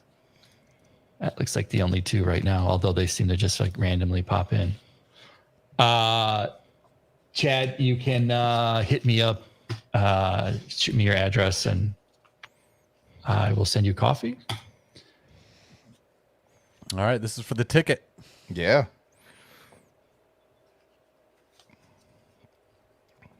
Who's gonna get it? Let me Another just Chad? a different Chad. Oh. No, different picture. Same Chad Frenzen. Oh, that is Chad. That's different Chad. Chad, No, that's the same one. right? That's Ticket, Facebook. if I can that's Facebook Chad. He was YouTube Chad. Yeah, yeah. All right, you gotta draw again. Oh, Facebook Chad, come on. Richard, come on. Oh, yeah. Damn. Facebook Chad. Richard. Yes! Richard. Richard. That's it, dude. You're going That's to it. Wisconsin. You got to come to Wisconsin, man. You got to find a way. Make it happen. Richard, I'm assuming you're listening. PJ, He's what's there. up? PJ needs to get up Oh, on PJ. the live Welcome, stream. PJ. PJ was Richard, I need you to, if you don't already, go out to thatconference.com, wax sign up, go create yourself a login and a profile. DM me your email address that you used for your profile, and I will issue you a ticket. You are on your own for food. You can upgrade it if you would like. PJ, you need to. We talked about you getting on the old hallway track. So whenever you said you get back, I don't know where you were. Maybe at some big conference that Microsoft had and talked about Copilot 17,000 times. I think he just posted a picture from a conference he was at, actually, Clark, on Twitter. I know, I'm just giving him shit, but I don't know. I love the man. PJ's a good dude, yeah. Yeah. He's with DevRel Education at GitHub, right? Yes. Yes. And look, I worked at Microsoft for almost 10 years. They still can't get naming right. And this Copilot plus PC, listen, what come on, what are we doing, guys? Come on, you got a lot of money for you can do better in the naming department. Like, come on. Nobody wants to say that. Nobody's like, I would like a Copilot plus PC Service Pack 8. It makes another appearance. Yeah. It's very sad. Yeah. Like, oh, I Pull put up a the mini violin dedicated, one more time.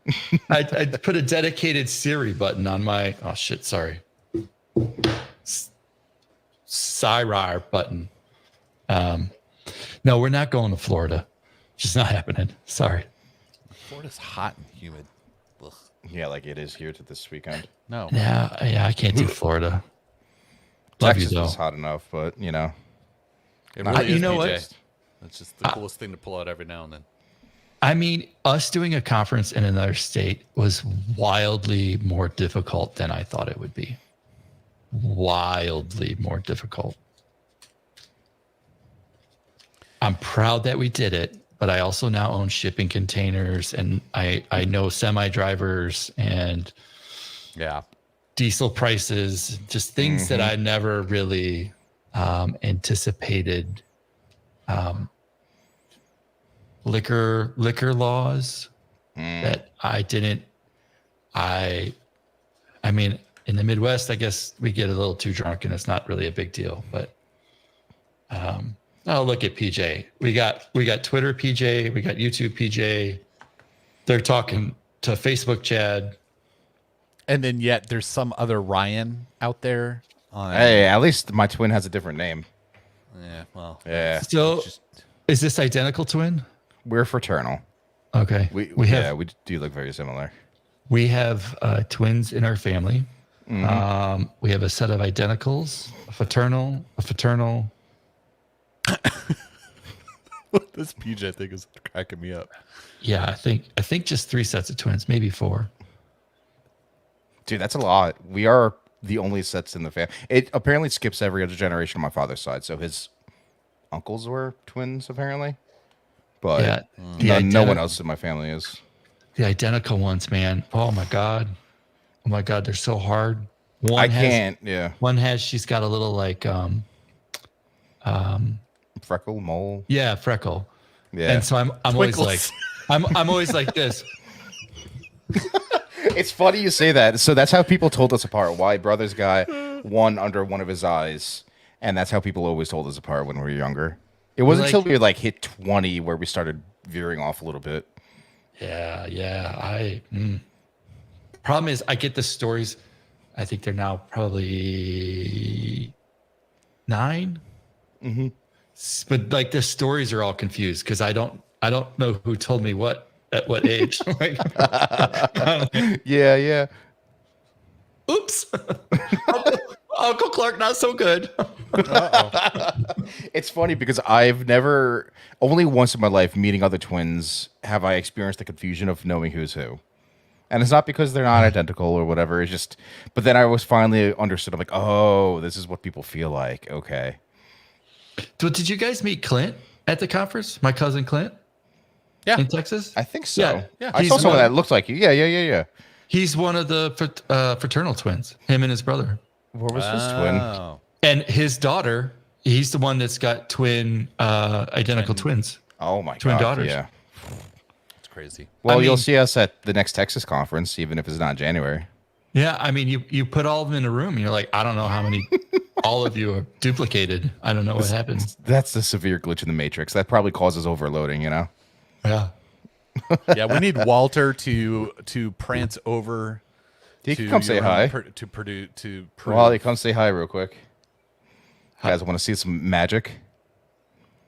Hold on. You could, There is a delay. He might hear me through the walls, so I'm gonna message him. oh, is he? You live with them? Yeah, right now we both live with my parents after my separation. I moved back in with my parents. Here it comes. Is that a button on your? No. Oh hell!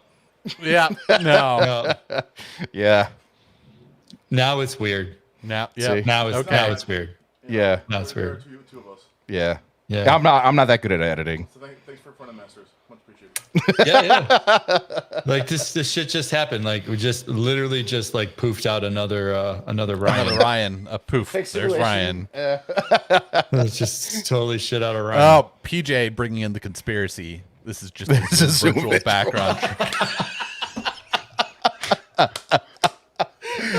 I mean, Yeah. The conspiracy Listen. continues. Listen, people come here for the shit, and I deliver. That's really what the people wanted from this. You saw the stuff happening on Twitter, and he was like, "I got to make this happen." Yeah. So after my separation with my wife, I moved back into my sweet like 10 by 10 room. But his room's literally there's a set of stairs and then his room. So yeah, it was great. I mean, no judgment other than the fact that you literally just shit out yourself. But it's cool. That's fine. I had Taco Bell. No, I had a burrito for lunch, not Taco Bell, but makes it happen. Speaking of Taco Bell, no, don't you even. Let me tell you something. After the long days at that conference, during the conference, we usually don't get to eat. We head on over to the Taco Bell, and we get a feast. And the feast, they're never happy because the bill's about $100, and the crew sits down and just jams on some Taco Bell. Hey, you got to do what you got to do. That's amazing. Are you kidding me? Yeah. Hands down. Been there, done that. They're like, "Do you want sauce?" And we're like, "Well, yeah." Yes. And then Give they hand us a bag, like a grocery plastic bag. They're like, "Here you go. It's all in there." We're like, Cool. That We're works. set. That We're works. fine. Excellent. "We'll be back tomorrow for another round." Yeah. They should have bottles for you at this point. Commemorative Taco Bell bottles of sauces. We almost came so close to getting sponsored by Taco Bell. Really? What? Yeah. What's that So- story? If you could share it. Yeah, so Yum, the brand Yum, who owns Taco Bell, they sponsored us, but they couldn't, and they paid for our Taco Bell habit 1 year. That's sick. But there was no that's like when Taco Bell finally sponsors us, I'll be like, hell yes, like You bring made it it. on. That's when That's his success story right there. I don't know that we've had. I think of other unique sponsors, but we did get Yum. I mean, Yum's the parent company. Yeah, that's pretty big to be honest. pretty. Yeah, it's a yummy. big company. I didn't Yummy. realize how much they How much own. they own. Yeah. I mean, Yeah, if they're- Raising Cane's wants to sponsor Texas next year, I won't be upset about that. I have not done Raising Cane's yet. Their cane sauce is delicious, in my opinion. As a not Texan, and that I can't get it outside of Texas. Well, I can get it outside of Texas, but I've only had it in Texas. It slaps. I'm on a very strict diet at the moment, so Yeah, we shouldn't be talking about this stuff when you're, lots of chicken and turkey, Ground beef. broccoli. Yes, You know, ground Broccoli. beef. We started this conversation with that topic. The sheer amount of protein that you have to eat, man. It's wild. All right. So my day would be about depends on how lean I'm going into meat, but you could go a full package of chicken breasts, a gargantuan amount of cauliflower and broccoli.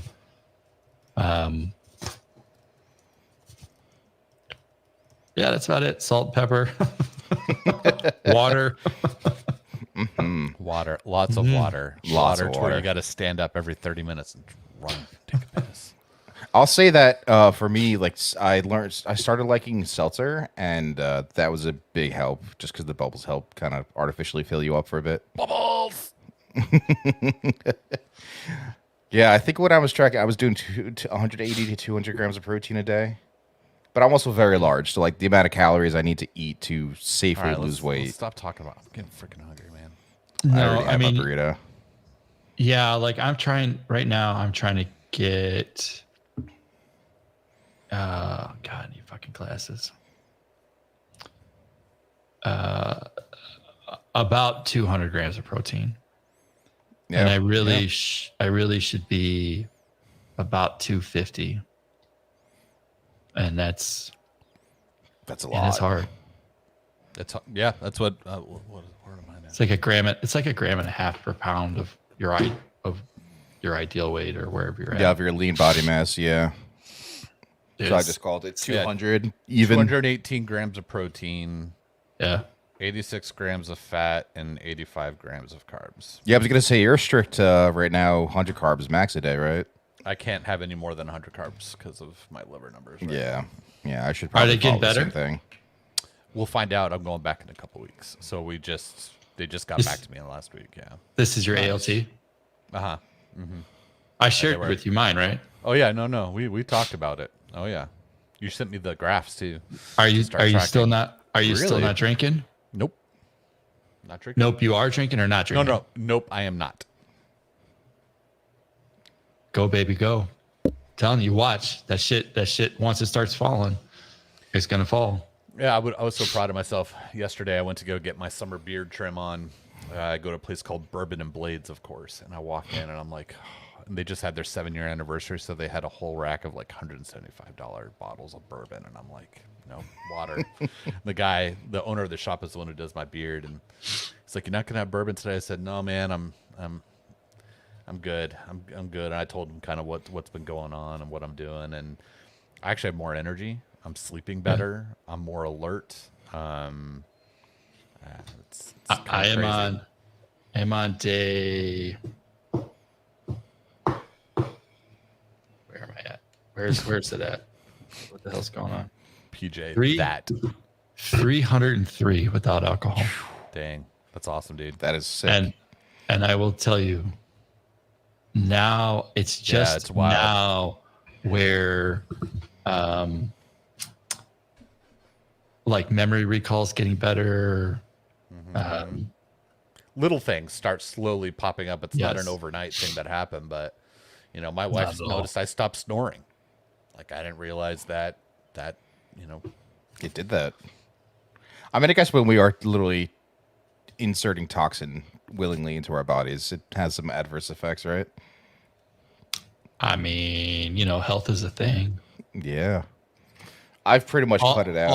All of my numbers have got all except this stupid red blood cell count thing, which is a different story. But is it high or low? high. Are they making you do therapeutic blood donations? Not yet. It's an interesting way of putting it. No, I'm not. no, not you. Listen. But therapeutic blood donations is just like, you have extra, give it up. So I how have do to you take know some- about this, Chris? Because I have to take testosterone injections, and one of the side effects of testosterone injections is a high red blood cell count. And so my doctor said, "Hey, once a month, just go down to and I go to this clinic and donate blood, and they call it a therapeutic because it's not a the doctor pays for it, so I'm not. You don't going have into- cancer. Correct. I'm not going in, but I'm sitting in there with people going through dialysis and all those things, and I'm like, oh my gosh. But yeah, that's how I know, because I have a high red blood cell count. So I've been getting my blood work done every 3 months for the last 4 years, and it has slowly gotten higher, and it hasn't come down, and all the rest of the numbers have come down. And so then they started doing a bunch of testing they're basically like, you either have cancer and it ain't good, or cancer, or you'll have a stroke and die, which you almost did, or you're not getting enough oxygen, like you cannot convert oxygen in your lungs and whatnot. So after lots of testing, I had to go to that place that you went to. So go to the hematologist. And he's basically like, I don't think your CPAP machine is working correctly. And because I got diagnosed with sleep apnea in the middle of COVID, I got the self-home test. That's right. Oh. And he was fucking furious. Really? Furious. He's like, one, I've spent thousands of dollars on this machine for myself. Two, he's like, we don't have any baselines of what your study is.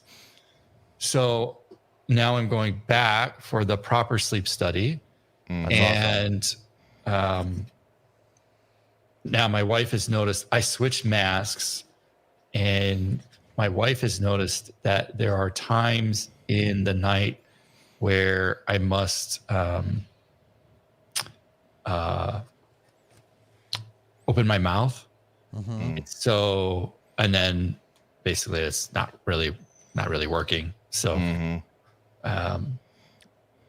So they think it's related to CPAP and that I don't have cancer in my liver and all that looks good. So Hey, I don't know. Just pump more oxygen into me, I guess. yeah, put more oxygen in there, and But I may have to do the whole bloodletting thing too. And I walked past it and I was like, oh, not ready for that one. I feel old. Yep. Yep. Hey, you man. walk in there. If It it's not is cancer, what it is. man, that's a good thing. That's a good sign, dude. Yeah, yeah. Well, this is going places, Jason says. Well, the chat is very much unhinged compared to our conversation. I know PJ's killing it out there. That's great. Bourbon Blades and Blood. You get you get a tattoo and they don't want your blood anymore? I didn't Oh know. yeah, no tattoos Really? in 6 months is a no go. Yeah, Yep. Oh, in 7 months is fine. Yeah, I but think 6 so. months is not okay. But month 7, you're good to go. can you highlight PJ's next comment? The one right after the one you just did. No, you skipped over the one that said you're looking handsome as heck. Because I think that's accurate. The grind is working. Yeah, Clark looking handsome as Oh, heck. there it is. Yeah. Yeah. Yeah. Round of applause for Yeah, Clark. you can tell, trying. man. You can tell, dude. Definitely you're can making tell. progress. Yeah. Yeah, CPAP literally saved my life. Yeah, not just saved life. I mean, I'm just saying, like, I didn't even know I had it, and yes, saved marriage too. Yeah. Oh, yeah. I could imagine. Yeah. Oh. I mean, I there's know nothing more sexy than having an elephant nose hooked up, strapped to the bed. Like, it's so fucking terrible. But It's the worst. I know my brother and I both need to go get tested for sleep apnea, which I'm sure we're both suffering from. So that doesn't help anything. then go. Like, why are you not? Clark's really gonna just get my ass in gear, isn't he? Dude, seriously, like, I think it's like 1 in 6 men have it. Yep. And if you don't have it by the time you're middle aged, you will. But the long-term effects of the damage is not like, dude, go. Don't mess around. I'm gonna go. I'm making my note to what's the word? Book it. Yeah. I will tell you, like, literally the week later, I was like, holy cow. I feel better. I could imagine that's a pretty immediate thing, right? Like you got good sleep and oxygen. Yeah, About 3 days. immediate. Once you get used to it. Yeah. So the point of actually falling asleep at work, the sleep apnea was stopping. Yep. Mm-hmm. Yeah, I never.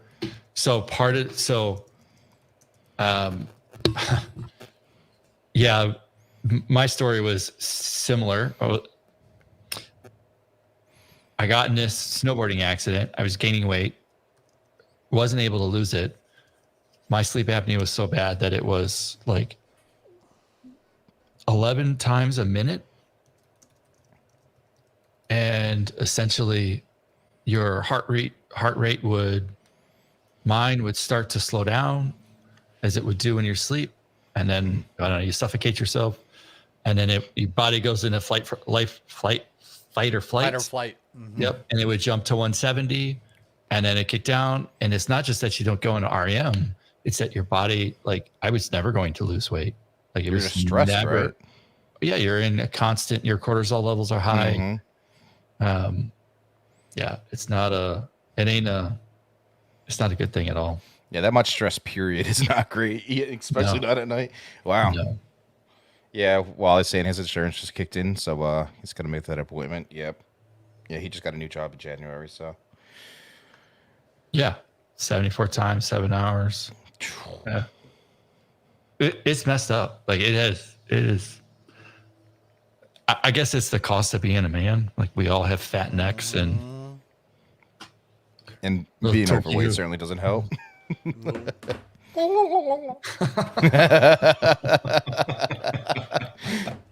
That's gonna be the turkeys at Wisconsin. you I don't even know, know if they're- man, I hit a turkey in Wisconsin last year. You know those things fly? Oh Yeah. God, they're big. And they will hurt you. Mhm. Man. We have turkeys around here Okay. too. Since we're having fun here. I'm driving home from an event and I'm going through the back roads of Wisconsin and I'm doing about 65 miles an hour. I see this thing come out, poke out the bush. I'm like, oh, there's a turkey. Didn't really think that anything was going to happen. Sure shit, takes flight, smacks my truck, hits the windshield, pops over. I hit the brakes. I pull over on the side. I get out of the truck. I'm like, I got to see what damage this done because it felt like I hit an elephant. Mm-hmm. Oncoming car stops. And I'm thinking, gonna ask me if I'm all right. Picks the turkey up, puts it in the back of the car, takes off. There's dinner. Oh my god! I was like, nothing. I don't even get a hat knot, whatever. You're just gonna steal my turkey and Oh, because you were upset because you were gonna take it. Yeah. Okay. I wasn't gonna take it. No, I know. No. That's wild though. What the could hell? Could I at least get like a head knot or something? You just took my fresh kill. Yeah. New menu item for the Wednesday night barbecue. Oh yeah. I'm just Wednesday thinking, night dinner. hey baby, look what I got. Straight on the side of the road. Brought to you by Clark Cell. That's right. Some giant red truck just plowed this thing down. And you'll never forget it. Ever. Nope. Yeah. Ever. No. I've been thinking of it. How many people can say, oh yeah, I hit a turkey. Someone pulled up on a back road at night, no less. And it's like, there's tomorrow's dinner. That's not a common experience for everyone? Really? Yeah. Must be a Wisconsin thing. This has been a fun chat. This has been great. Yeah. Yum foods. Oh, man. Oh man. Oh, goodness, the one-liners. Well, this is awesome, Clark. Thank you for having us, man. Yes, and I've consumed y'all for 2 hours now. It's been nice It's catching been up so on Friday. fun, though. Yeah. Yeah. No, it's great. Dude, I could hang out with you too all the time. It's fine. So everybody who's been on, like, that's the whole point in the chat. Like, y'all are sitting there, you're meeting one another. It's great. Love it. Oh, come on. That wasn't a Chevy badge. It was a Raptor badge. What got me good? That's why I was like, I can't even control myself. So funny. Oh, man. Yeah, code Clark, that conference, 25% off your ticket, expires in a few days. So May 31st. May 31st. Go get it. Go hook it up. Get it while you can. Yeah. It's can't say enough good things about it. Well worth it. Holiday weekend. What do y'all got going on? I surprised my wife with a date tomorrow. We're going to a Highland cow farm in Georgia. We're going to go pet the little Highland mini cows. Nice. Not what I expected to hear come out of your mouth. I know. Yeah. Yeah. You got this from Tessa, did you not? I was going to say. No, well, I got not the idea from her, but I was like, oh, I saw this little ad thing. But here's the funny part about this. All right. Apparently, and I totally forgot about this 2 months ago, my wife was like, hey, there's this event going on at this farm where you can pet the cows and they got coffee. I was like, I don't want to go to that. So then she comes home this week. I'm like, hey, I got us this really cool thing. We're going to go pet the cows. She goes, you don't want to do that. I'm like, yeah, I do. This sounds great. She goes, do you not remember to? And I go, oh. I was like, oh, wow, there it is. I get a text message from Tessa one night, like last week or something. She's like, it's like 9:00 at night. How far are you from some town in Wisconsin? I look it up. I'd never heard of it because every town in Wisconsin is some Indian name that I can't say. And I'm like, oh, about 5 hours. I'm like, why are you asking? She's like, I'm thinking about flying in and buying a cow. I was like, I don't want to hear anything more. We'll talk about it next week. Yes. Yeah, I'll see you later. Just don't ruin it. Just let her bring it up and tell the story. That's great. I was like, never have I ever somebody just call him and say, hey, I'm going to fly in and drop a look-see on this cow. You want to meet up? Yeah, Let's really. hang out. Let's come check out the cow I just bought. Check it out. Grab a beer, water, mocktail. Water, Ryan. Water. That's what With natural flavorings. Yeah. Ryan, what you got going on? I'm doing nothing. I'm doing some programming, taking it easy. Enjoying my weekends of programming, I got to say. It's been really nice. Just kind of keeping my head down. 3-day I think my parents are having people over, but you know the deal. You stay away in your room and don't try to hang out with your family, your parents' friends. All right. There you go. No, I'm just gonna be coding and playing video games, man. That's I'm living the bachelor life now. Ain't nothing wrong with that. Nope. I could give you plenty of shit to code if you really want. Send it my way. If I have time, I'll happily work on it. I want to learn Svelte anyway. Dive into the shit show. That's that conference. I thought about that. You know, if you've ever thought about making it open source, not that It you is. have time. It Oh, really is is. it? Oh, All of it is. Well, Everything that I showed you this morning is the entire stack. That's oh, awesome. well then. Today The I whole learned. thing. I wouldn't say that it's the best place to start, but I would go do some Svelte tutorials before I did, or Svelte kit. Yeah. Maybe spin up a hello world, dude. You know. Yeah, start there. There's There's like go ahead. 5 years of like upgrading through every beta and whatnot. So like there's some skeletons in that closet. Well, you know, you're kind of you're not a one-man band. Well, who maintains it though? You? Yeah. Yeah. Me and Brett. But Yeah. he's not. He got day job now. But yeah, no, that's yeah. What are you doing this weekend? Well, we got soccer game tomorrow. Yes. And then I've got some client work that I got to get done, and it's just work is. I've got some emails to send out. If you haven't been to that conference, or if you have been to that conference and you haven't bought a ticket yet, your ass is going to get an email from me next week. So, Do it. about time. Come on back, baby. Yeah, really. Bring Clarky the money. It's just, we got a pig roast to pay for. Let's go. Do it. Well, I'll sure be promoting it. And I know there's a lot of us who are helping you push this forward. So we'll do what we can. I love the love. We try to spread the word. Yep. I'll talk to my local meetup group too and try to push them to go. I raved about it last January or so. All right. That's how it happens. That's what we do. Is this All a right. record length for the hallway track? We're getting asked real quick before we go. I don't know. Sure. I mean, we could do it. Sure. We're just here yeah. having fun. Yeah, right. Yes. Whatever. Yes, it is. It is. Thanks, guys. I appreciate World your record. time. World Yeah. record. Thank you too. That's right. Nice Yeah, you hat, got it. by the way. This was fun. And everybody who's been on the stream, hey, we're back Appreciate you. on Tuesday, and I'm All right. gonna try to keep. Taylor is not going to flip the script. He didn't like to open up, but I managed to secure an hour and a half of his time. So There you go. Nice. We're rooting for you. Yeah, looking Yeah. forward to that one. Tuesday, what time do you know? yeah, I don't know. It's on YouTube. 10 a.m. I'll be listening then- in from work. and then Tessa Wednesday at 2 p.m. So Nice. Sweet. Awesome. woo. See you all All Tuesday right. then. All right, peace out. Peace out. Bye, See everyone. you later. Bye. Stay on the stream.